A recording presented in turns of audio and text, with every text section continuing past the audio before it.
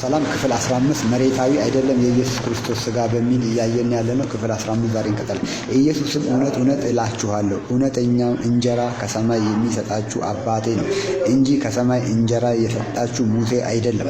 የእግዚአብሔርን እንጀራ ከሰማይ የሚወርደው ለዓለምም ሕይወትን የሚሰጥ ነውና አላቸው።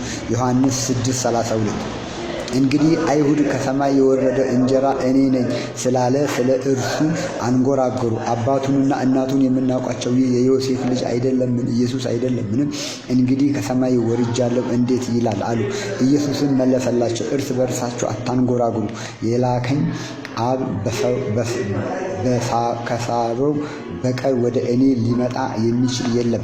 ዮሐንስ 6:41-44 ዮሐንስ 6:51 ከሰማይ የወረደ ሕያው እንጀራ እኔ ነኝ። ሰው ከዚህ እንጀራ ቢበላ ለዘላለም ይኖራል። እኔም ስለ ዓለም ሕይወት የምሰጠው እንጀራ ሥጋዬ ነው። የማርያም ልጅ እንዳልሆነ በማርያም ማኅፀን በኩል አልፎ እንደመጣ ነው። ከሰማይ የወረደ መሆኑን ነው፣ ሕያው መሆኑን ነው።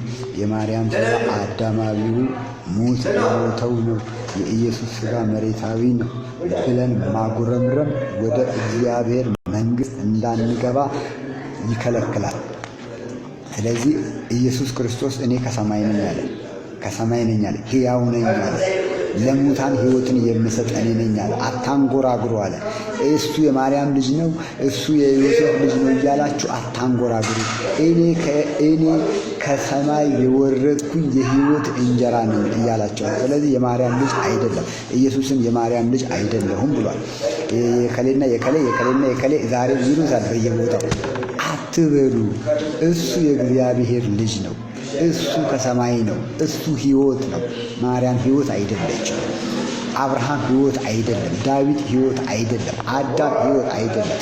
ሕይወት የሆነው ከሰማይ የወረደው የእግዚአብሔር እንጀራ የእግዚአብሔር ልጅ ኢየሱስ ነው። ፎሎ እና ሼር አድርጉኝ። መልካም ጊዜ። ክፍል 16